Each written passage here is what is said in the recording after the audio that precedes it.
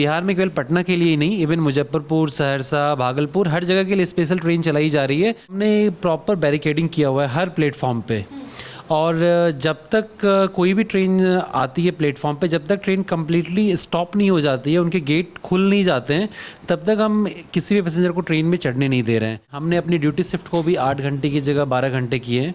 और नॉर्मल जो आनंद विहार का अगर आप इस ट्रेन देखेंगे तो वो 70 स्टाफ के लगभग है, बट हमने 400 एक्स्ट्रा स्टाफ यहाँ पे डिप्लॉय किए हैं। हम इंश्योर कर रहे हैं सब लोग आराम से ट्रेन में चढ़े बिना किसी भगदड़ के।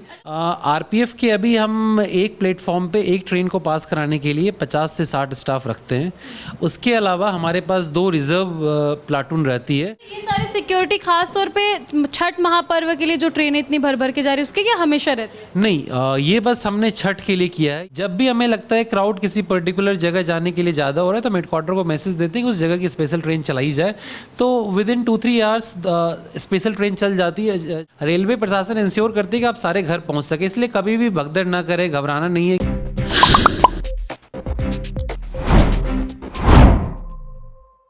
सभी जानते हैं कि छठ का महापर्व शुरू हो चुका है। इसी बीच सभी स्टेशनों पे जो ट्रेनें हैं उसमें खचाखच भर के जितने भी प्रवासी मजदूर भाई हैं वो लोग छठ पर्व मनाने के लिए बिहार जा रहे हैं। लेकिन इसमें एक अच्छा कदम उठाया जा रहा है सिक्योरिटी को लेकर के। इस बार साफ तौर पे सभी स्टेशनों पे देखा जा रहा है किस तरीके से सुरक्षा चाक चौबंद है। और इस वक्त हमारे साथ ज्योति मनी जी सिक्योरिटी कमीशन दिल्ली डिवीजन के मौजूद हैं। अन्य जानकारी के लिए सीधा इन्हीं से जुड़ेंगे और बातचीत करेंगे। ज्योति जी, सबसे पहले आपका बहुत बहुत स्वागत। धन्यवाद। मेरा पहला सवाल आपसे होगा कि इस बार सुरक्षा को लेकर के क्या कुछ खास तैयारियां हैं दिल्ली के स्टेशनों पर? आनंद विहार पे आप यहाँ पर हैं, आप देख सकते हैं कि आप देख रहे बाहर से आ रहे होंगे सर्कुलेटिंग एरिया रेलवे स्टेशन के। आपने देखा होगा जो भी लोग आ रहे हैं वो प्रॉपर लाइन हम सीक्वेंस बना रहे हैं, बैगेज स्कैनर के थ्रू उनको प्रॉपर लाइन में भेज रहे हैं। और उसके बाद जब वो स्टेशन पर जाते हैं तो हम इंश्योर करते हैं जब भी कोई ट्रेन आती है तो हमने प्रॉपर बैरिकेडिंग किया हुआ है हर प्लेटफॉर्म पे। और जब तक कोई भी ट्रेन आती है प्लेटफॉर्म पे, जब तक ट्रेन कम्प्लीटली स्टॉप नहीं हो जाती है, उनके गेट खुल नहीं जाते हैं, तब तक हम किसी भी पैसेंजर को ट्रेन में चढ़ने नहीं दे रहे हैं। इससे क्या होता है कि जो खासकर महिलाएं और जो बूढ़े बुजुर्ग हैं उनको धक्का वगैरह से धक्का नहीं लगता और उनके गिरने वगैरह, क्योंकि सबसे ज़्यादा उनके घायल होने के चांसेस रहते हैं जब भगदड़ होती है। तो हम इंश्योर कर रहे हैं सब लोग आराम से ट्रेन में चढ़े बिना किसी भगदड़ के। इस बार का जो सिक्योरिटी, जो सुरक्षा देखने को मिल रहा है, ऐसा मुझे देखने को नहीं मिलता था। इस बार ऐसा क्या कुछ नया है कि इतनी सिक्योरिटी बढ़ा दी गई? नहीं, हमारा एक था क्या कि किसी भी तरह की मेन हमारा जो, क्योंकि जो इम्पोर्टेंट होता है इस तरह के जब लोग एक साथ कुछ पर्टिकुलर डेट से मूव करते हैं, क्राउड मैनेजमेंट सबसे इम्पोर्टेंट होता है। तो किसी भी तरह का स्टैम्पेड ना हो, इसके लिए हमने इंश्योर किया कि हम मैक्सिमम डिप्लॉयमेंट करेंगे। हमने अपनी ड्यूटी शिफ्ट को भी 8 घंटे की जगह 12 घंटे किए हैं। और नॉर्मल जो आनंद विहार का अगर आप इस ट्रेन देखेंगे तो वो 70 स्टाफ के लगभग है, बट हमने 400 एक्स्ट्रा स्टाफ यहाँ पर डिप्लॉय किए हैं ताकि हर प्लेटफॉर्म को हम अच्छे से मैन कर सकें। एक प्लेटफॉर्म पर कितने सिक्योरिटी एम्प्लॉय हैं इस वक्त? RPF के अभी हम एक प्लेटफॉर्म पे एक ट्रेन को पास कराने के लिए 50 से 60 स्टाफ रखते हैं। उसके अलावा हमारे पास 2 रिजर्व प्लाटून रहती है। अगर किसी सब ऐसा होता है कि किसी ट्रेन में लगता है हमें बहुत ज़्यादा भीड़ है या किसी पर्टिकुलर स्टेशन की लोकेशन पे हमें क्राउड सर्ज लगता है तो हम उस रिजर्व प्लाटून को भी यूज़ करते हैं, और जिससे क्या कि हम स्ट्रेंथ को ऑगमेंट कर लेते हैं। तो ओवरऑल हमारी स्ट्रेटेजी यही है क्या कि मतलब क्राउड को मैनेज कर सके।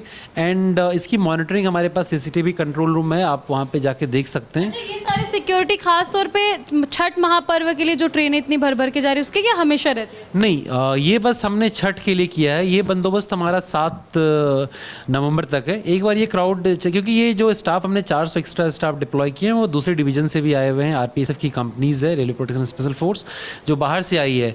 एक बार ये ख़त्म हो जाता है क्राउड तो फिर ये अपनी अपनी जगह चले जाएंगे। जब लोग वापस आते हैं बिहार से छठ पर्व मनाने के बाद, तब भी तो भीड़ उतनी ही देखने को मिलती है, तो उस वक्त ये सारी चीज़ें यहाँ पे नहीं रहती?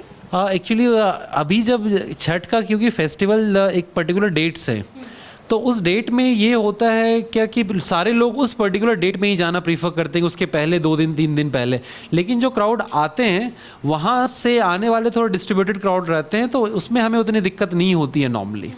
अच्छा, कभी सर कोई ऐसी दिक्कत हुई हो जो बहुत ज़्यादा अभी भी आप लोग उसके बारे में बात करते हैं, क्योंकि कहीं ना कहीं भीड़ बहुत ज़्यादा रहती है, धक्का मुक्की, कोई गिर गया, कुछ हो गया, तो कभी ऐसा कुछ यहाँ पे भी हुआ है इस वक्त? इस बार तो हमने इंश्योर किया था कि जहाँ तक हो सके लोगों को हम बिना किसी भगदड़ के बैठा सके, और अभी तक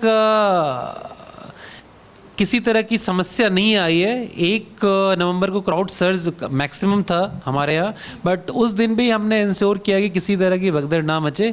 और जब भी हमें लगता है क्राउड किसी पर्टिकुलर जगह जाने के लिए ज़्यादा हो रहा है तो हम हेडक्वार्टर को मैसेज देते हैं कि उस जगह की स्पेशल ट्रेन चलाई जाए, तो with in 2-3 hours special train चल जाती है जो कि उस क्राउड को लेके फिर चली जाती है। क्योंकि अब देखिए सिक्योरिटी कमिश्नर हैं, फिर भी हम सारी चीज़ें आपसे बात करें। एक और मेरा सवाल होगा कि रेलवे की तरफ से बहुत सारी ट्रेनें चलाने की बात कही गई है, तो नॉलेज में आपके होगा 1 नवंबर से कई ट्रेनें चलाई गई हैं पटना जंक्शन के लिए, दिल्ली से लेकर हर जगह के लिए, बिहार में केवल पटना के लिए ही नहीं, इवन मुजफ्फरपुर, सहरसा, भागलपुर, हर जगह के लिए स्पेशल ट्रेन चलाई जा रही है।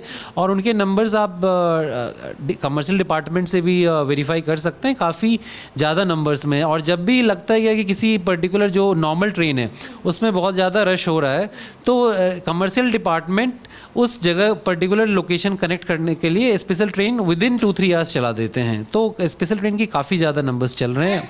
सर आप लोगों की भी ड्यूटी बढ़ जाती होगी, आप लोग का हेडेक बढ़ जाता होगा कि कहीं कुछ हो ना जाए। No doubt. एक्चुअली हमारी कोशिश यही रहती है क्या कि ओवरऑल जो हमारे सिटीजन्स हैं, जो पैसेंजर्स जा रहे हैं, उनको किसी तरह की कठिनाई ना हो।